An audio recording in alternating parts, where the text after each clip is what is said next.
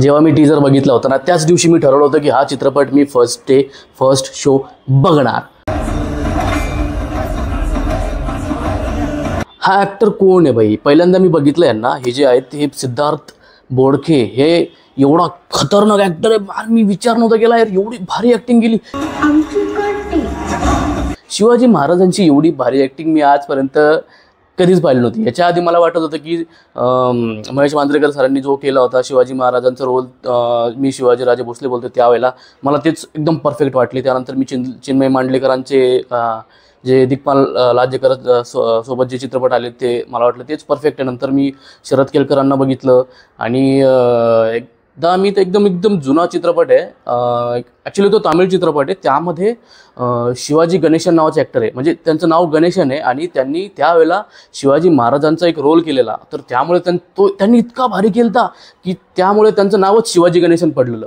तर त्यांची ॲक्टिंग पण भाई सलाम, एक नंबर त्यांनी रोल केला होता. त्या एक ब्लॅक अँड व्हाईट चित्रपट आहे तो. आणि अजून पण भरपूर आहेत कलाकार ज्यांनी शिवाजी महाराजांचा रोल केलेला आहे. पण जो रोल हा जो सिद्धार्थ बोडखे यांनी साकारलेली भूमिका आहे ती अनमॅचेबल आहे, ती कोणीही मॅच करू शकत नाही.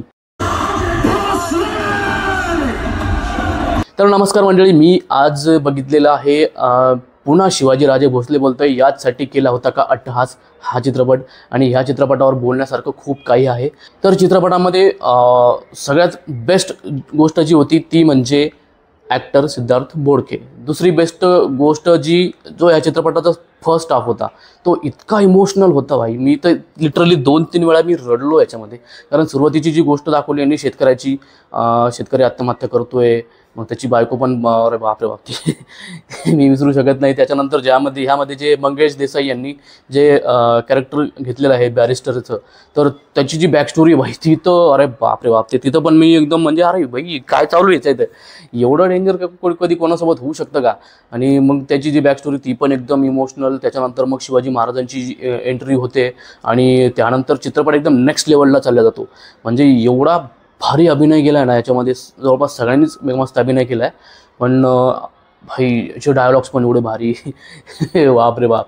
त्याच्यानंतर मग जशी इंटरव्हल जवळ येते, थोडा म्हणजे विषय समजतच नाही यार. असं वाटतं एवढं चित्रपट एवढा कशाला लांबवला यार, एवढा मस्त विषय आहे, एवढे मस्त कलाकार घेतलेत आणि चित्रपटामध्ये फक्त एकच गाणं आहे आणि ते पण नसतं ठेवलं तरी चाललं असतं. काय थोडंसं एकदम एक कडवं जरी ठेवलं असतं आणि लगेच विषय पटकन घेऊन टाकलं असतं ना पुढे, तर ते खूप चांगलं झालं असतं. पण उगा ते फुल लेंथ एवढं मोठं ते काय ते ठेवलं, ते नाचू लागले. प्रत्येकाने डान्स चांगला होता पण गाणं ऐकायला मला काही जेवढं आवडलेलं नाही. ठीक आहे, एकापेक्षा एक सीन्स होते चित्रपटामध्ये एक नंबर. आता आपण बोलू याच्यामध्ये काय काय निगेटिव्ह होतं त्याबद्दल. तर निगेटिव्हमध्ये सर्वात आधी मला वाटलं की ते म्हणजे सिद्धार्थ जाधव यांची भूमिका. त्यांचं जे कॅरेक्टर होतं ते खूपच खुंखार दिसत होतं, पण तेवढं खुंखार त्याला स्क्रीन मिळालेली नाही. काय तो शूटर किलर वगैरे काय अजून गुंडा गँगस्टर वगैरे दाखवला आहे, त्याचं लुक तर एकदमच खुंखार दाखवलं.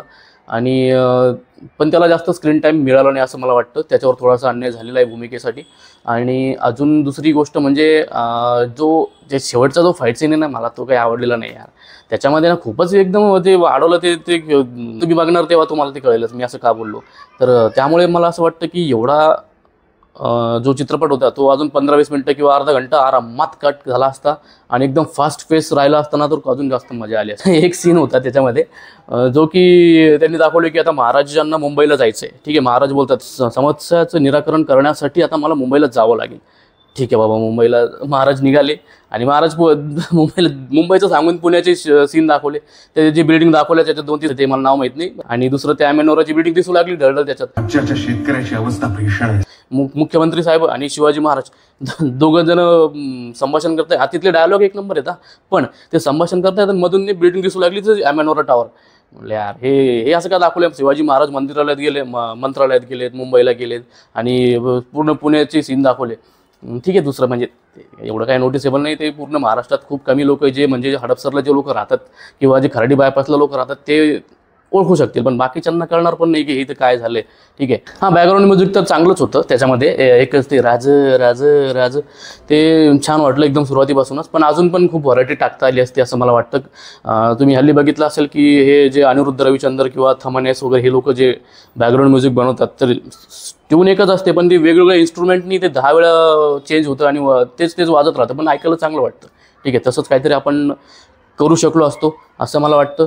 आणि ॲक्शन जे दाखवलं याच्यामध्ये ओव्हर द टॉप म्हणजे मारली लात गेला उडत जे साऊथमध्ये दाखवतात तसं, तर ठीक आहे यार, चालतं तेवढं काही नाही. आता आजकाल म्हणजे लोक ॲक्सेप्ट करू लागलेत की, आणि मला तर काही प्रॉब्लेम नाही. ते मी खूप साऊथ इंडियन चित्रपट बघतो त्याच्यामुळे मला तर काहीच वाटत नाही. मला तर बरं वाटतं, पण थिएटरमध्ये चांगलं वाटतं. ते आता मोबाईलमध्ये किंवा लॅपटॉप टी व्हीवरती बघताना मला तेवढं आवडत नाही, पण थिएटरमध्ये लय मजा येते होते बघताना.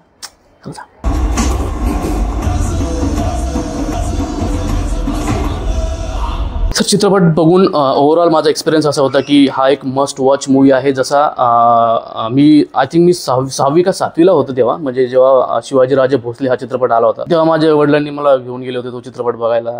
तर मला अजूनही आठवतं, सॉलिड यार, काय मूवी होता तो.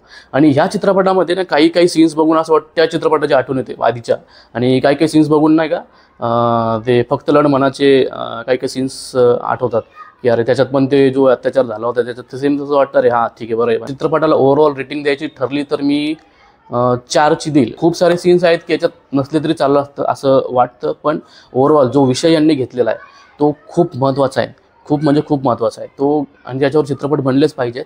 आणि आजच्या ज्या काळात जे काही चालू आहे आपल्या समाजामध्ये, जे काही घडतं आहे सध्या शेतकऱ्यांसोबत असेल किंवा तुम्ही काही बघा, तुम्ही सगळीकडेच अफरातफरी झाली आहे ना. काही सिस्टीमवर खूप साऱ्या लोकांना, म्हणजे सर्वांचाच राग आहे, माझा पण राग आहे. भरपूर डोळ्यास वाटते यार सिस्टीम अशी काय आहे, म्हणजे आपल्या जे अन्याय होतो वगैरे, तर त्याच्यावर हा भाष्य करणारा चित्रपट आहे. तर सर्वांनी तो नक्कीच बघितला पाहिजे आणि याच्याबद्दल जास्तीत जास्त चर्चा झाली पाहिजे.